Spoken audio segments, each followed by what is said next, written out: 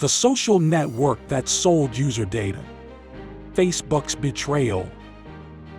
In the world's vast digital ocean, where personal data flows as freely as the tides, a monstrous leviathan had been lurking beneath the surface.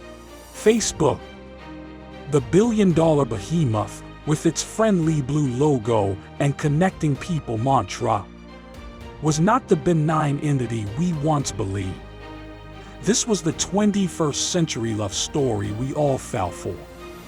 Facebook was the friendly, fun-filled social platform that brought us closer to loved ones, enabled us to share our lives in Technicolor, and made the world a more connected place.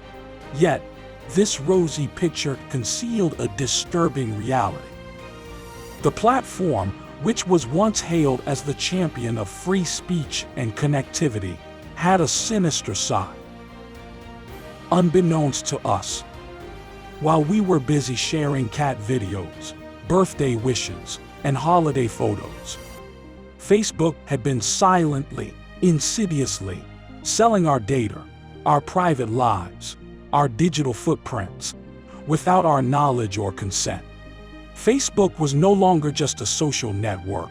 It had transformed into a relentless data mining machine. Let's take a moment to stroll down the memory lane. Before the scandal, Facebook was the golden child of the internet. Founded in 2004, it was created as a simple platform where Harvard students could connect. The young, charismatic, hoodie-clad emperor, Mark Zuckerberg, was the poster boy for Silicon Valley's success. By 2010, Facebook had grown from a few thousand users to a whopping 500 million.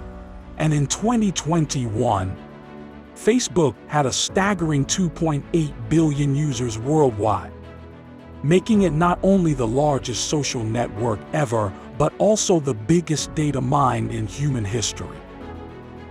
For Jane, a regular Facebook user from Kentucky, it was a digital scrapbook of her life. As for John, a small business owner from Colorado, he pumped thousands into Facebook advertising, thinking he was reaching potential customers, when in reality, his ads were being shown to bots. To start with, Facebook wasn't just user-friendly, it was user-obsessed. Everything from its design to its algorithm was tailored to keep us scrolling, liking, and sharing, thereby learning your habits, your hobbies, and even that guilty pleasure band you listen to on repeat. The interface, too, was designed for the masses, sleek, user-friendly, and with a touch of blue class. It catered to everyone from tech-whiz kids to techno-phobes. Privacy settings, a clean interface, friend suggestions. Facebook felt personal, and therein lay its triumph. Facebook felt like a cozy cafe, designed just for you. But the real genius of Facebook lay in its ability to monetize this addiction. It created an unprecedented targeted advertising model that allowed businesses to reach out to their exact demographic. It targeted big corporations to small businesses to use Facebook's targeted ads. However, what truly set Facebook apart was its relentless pursuit of innovation. Remember the news feed? When it was introduced in 2006, it was met with outrage and privacy concerns. But look at us now. We can't imagine a social platform without something similar. Instagram Stories. Facebook's like button is another masterstroke, now a staple across almost all platforms. It made expressing our approval or affection just a click away. With these features, Facebook was no longer just another social networking site. It was a juggernaut of digital innovation, leaving its competition far behind, scrambling to keep up. And then, the bombshell dropped. In March 2018, The Guardian and the New York Times revealed that Cambridge Analytica, a political consulting firm, had harvested the personal data of millions of Facebook's users without their consent.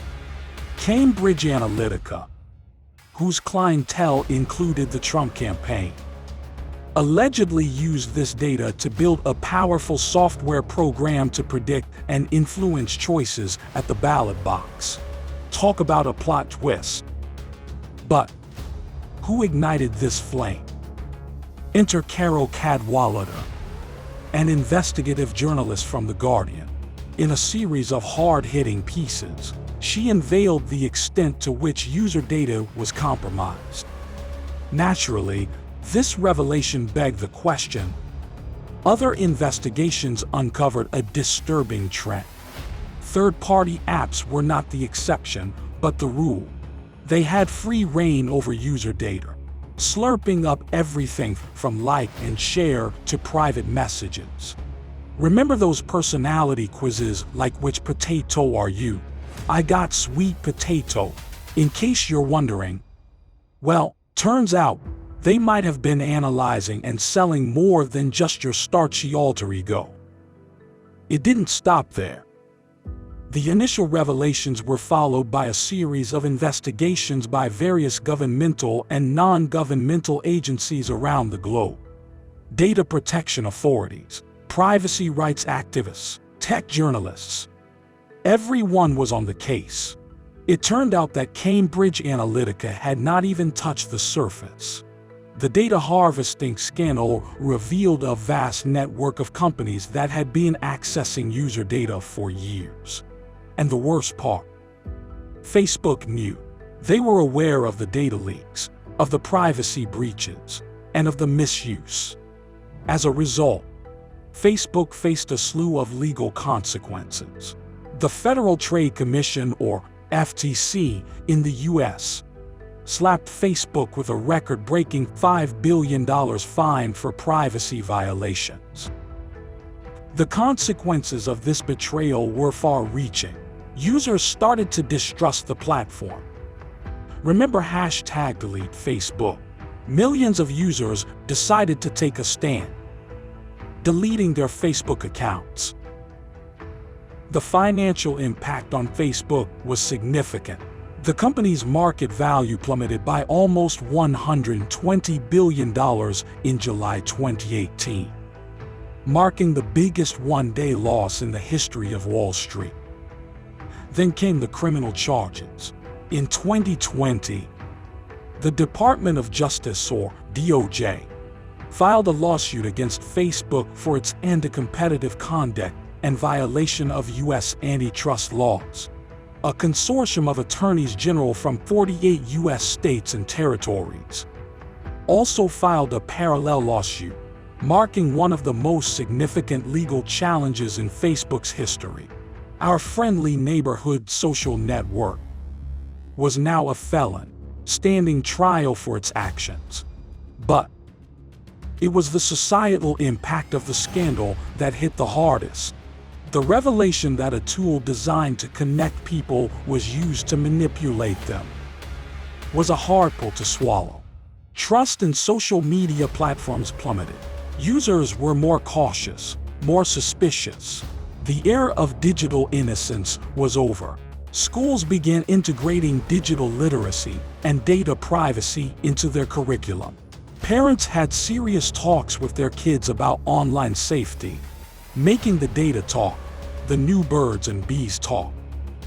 The scandal also had far-reaching implications for other tech companies. Governments around the world started to take a harder look at how these corporations were handling user data. Privacy regulations were tightened, and data security became a priority. Tech giants like Google and Amazon found themselves under the scanner as well. The Wild West era of the internet was coming to an end. Facebook began its quest for atonement by doing what it did best: pivoting. The company announced a new chapter for Facebook, embarking on a journey to rebrand itself. The result: meet Meta, a move away from the old Facebook image, marking a pivot towards the future of the metaverse. Facebook, Meta, invested billions in privacy measures, with Zuckerberg himself stating that the company's focus would shift to privacy-focused communications. Meta also claimed to embrace a more decentralized, privacy-focused vision of the internet. The lesson from the saga was loud and clear. With great power comes great responsibility. And perhaps the most significant future impact was the awakening of the digital user. We, the users, emerge more informed, more empowered. As the story of Facebook's betrayal concludes, it leaves behind a world changed, a tech industry transformed, and a user base more vigilant. Whether Meta becomes the phoenix that rises from Facebook's ashes, or is merely a facade remains to be seen. But remember, this is not just a story about Facebook. It's a story about us, about our digital lives, the choices we make, and hopefully a stepping stone towards a better digital future.